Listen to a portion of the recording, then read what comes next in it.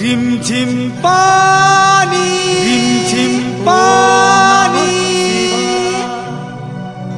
सराबनर पानी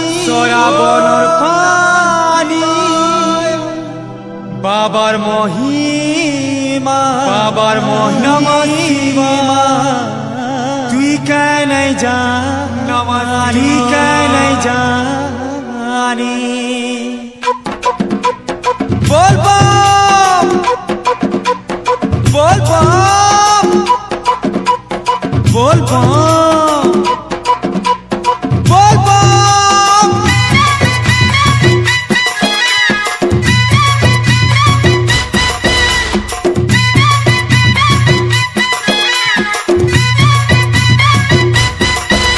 एके दिनो बाटे तुई चालू थीबू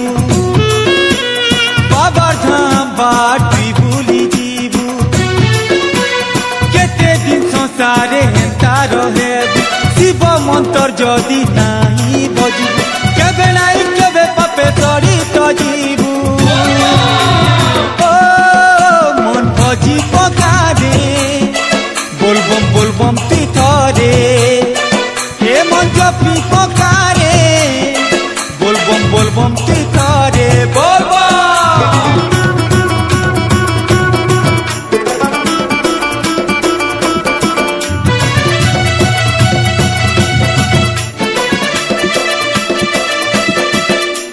भोले बाबा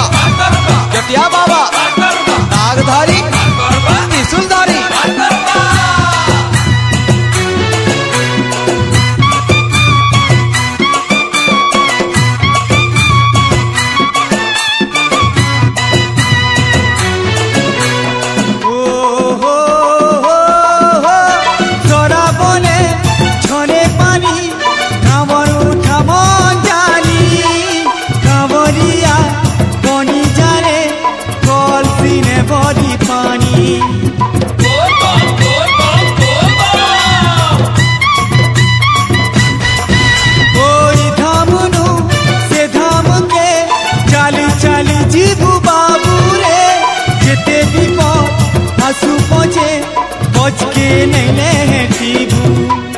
निज लागी केते तुई जीबू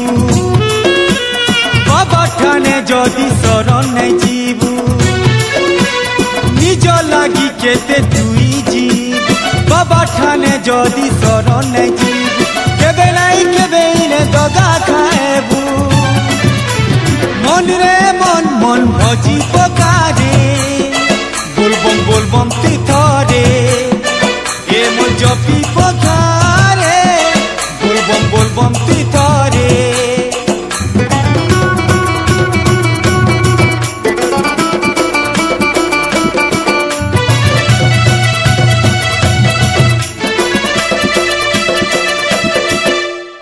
आबड़ खाबड़ नदी नाला पकड़ पत्थर कैलाश पत्री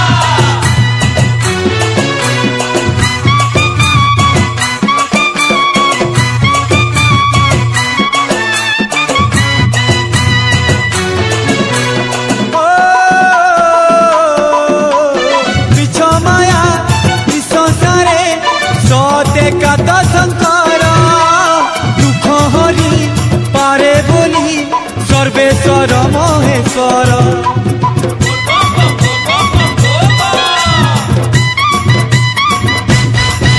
ओके आनीचे काना कह किए काना ले बाईरू सबू खेलर फलाफल शून्य बोली क्या नहीं जानू केते दिन मिछर सपन तुई देखबू शिवर पुराण के तुई नहीं रे पड़बू ओ केते दिन मिछर सपन देखबू शिव पुराण के तुई नहीं पड़बू केबे नहीं केबे तो दगा खाएबू ए मन हाय रे मन जपी पकारे बोलबम तुई तरे ए मन भजी पकारे बोलबम तुई तरे ओ केते दिन बाटे तुई चालू जीबू बाबार धामर बाट तुई भूली जीबू ओ केते दिन संसारे तार हेबू शिव मंत्र जदि नाही बजबू केबे नाई केबे पापे सरी तरीबू अरे मन मोर भजी पकारे बोलबम तुई तरे ए मन जपी पकारे बोलबम तुई तरे मन मोर भजी पकारे ए मन बोलबम तुई तरे ए मन जपी पकारे बोलबम